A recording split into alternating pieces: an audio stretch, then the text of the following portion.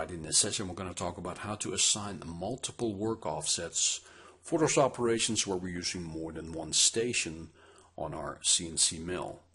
So first of all, we want to make sure that everything is set to top at the bottom left hand corner, that we're set to 2D, and that Z is set to 0.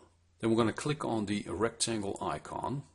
We're going to let it snap to the origin and drag and drop. And we're going to make it 3 inches long and minus 1.5 wide. Then we'll click OK. So then we're going to right click next to the red arrow, wand over mill toolpaths, and select contour. Click OK in that box. We select chain.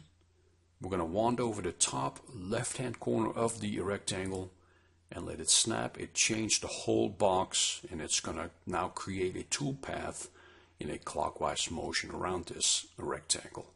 So we'll click OK. We're going to pick a tool. I'm going to click on select a library tool, and we're going to select a 1/2 inch end mill. Click OK. We're just going to call it tool number 1, so we'll put 1 in these 3 boxes. We'll let everything else default out, but in the comment section we're going to enter part 1. Then we click OK, and you can see we now have a toolpath. So let's go ahead and backplot that, and this will be the toolpath that you will see on your machine on the first station, and all the points will be posted out to this origin, and it will automatically create a G54 in your post. So let's say that you have 2 additional stations on the table where you want to do this identical operation. So let's zoom out. I'm going to get out of backplot mode, and let's click on this toggle display on selected operations. That gets rid of the toolpath.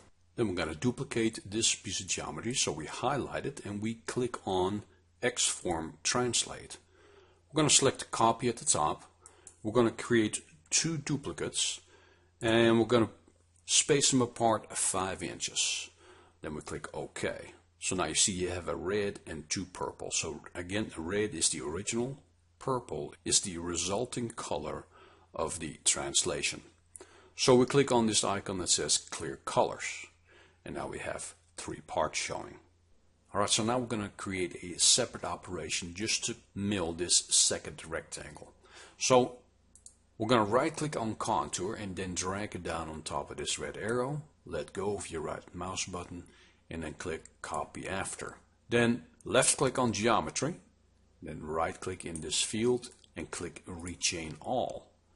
Select chain, and we're going to select the geometry of that second box and click OK.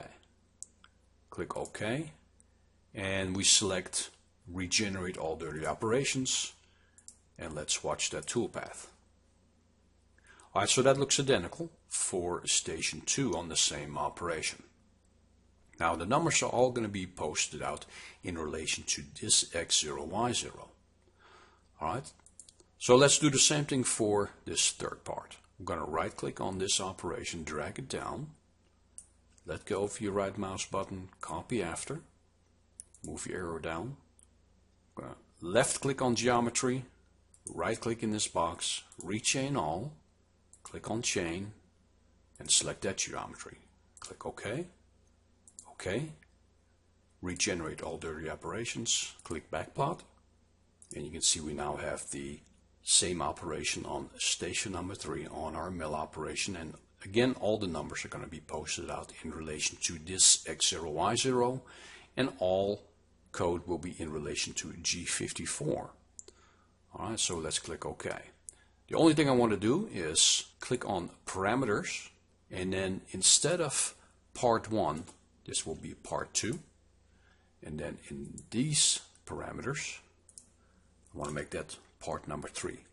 So in our post, if we do select all, click on G1, say OK, save, yes. Notice in our code we have a G54 at the top. Part 2 does not change, so it assumes everything is still in relation to G54. So you can see the X values are getting really large. Okay, here it is X6, here it is X11, and here it was X1.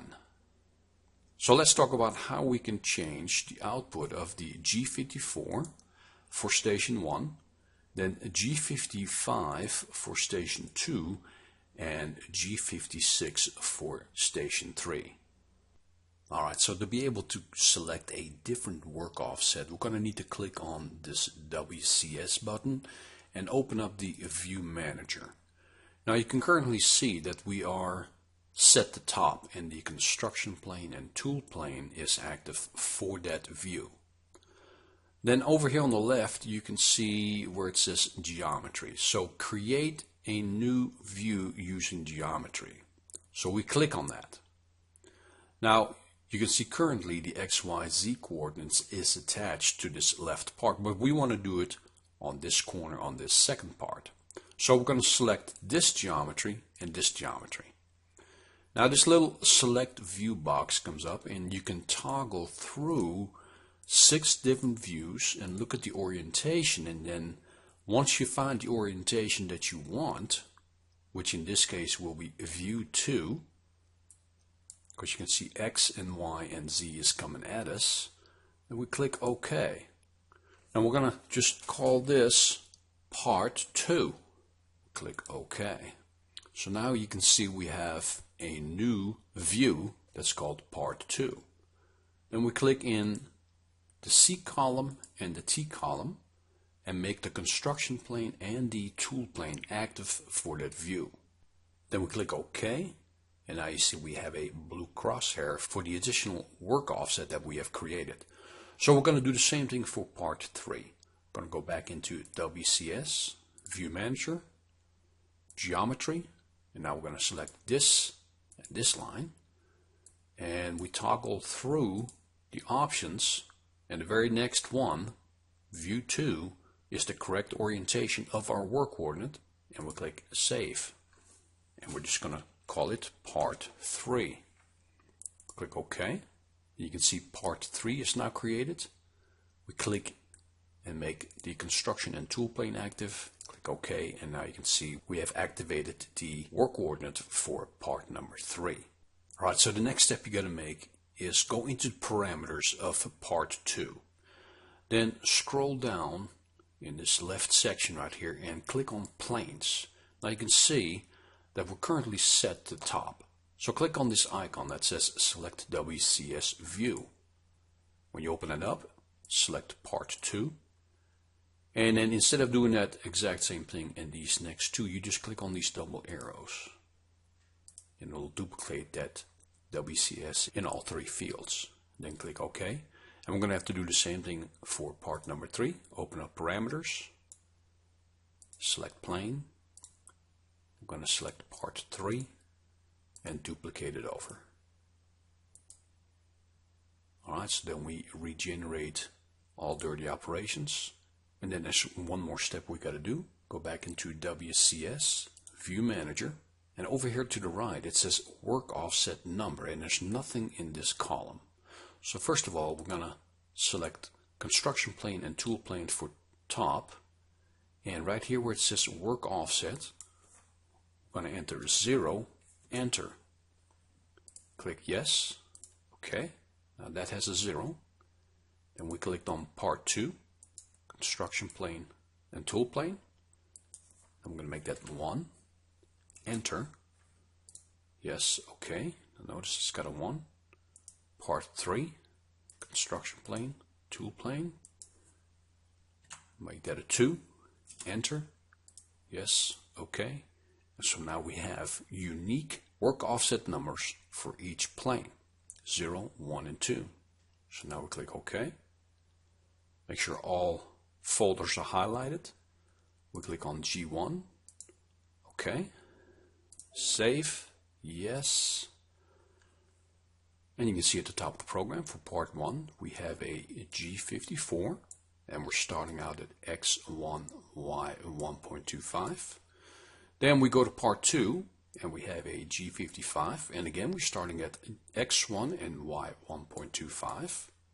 And then part 3 we have G56 with an X1, Y 1.25. So that's how you assign separate work coordinates to multiple stations on your mill. I hope that helped you. Thanks for watching.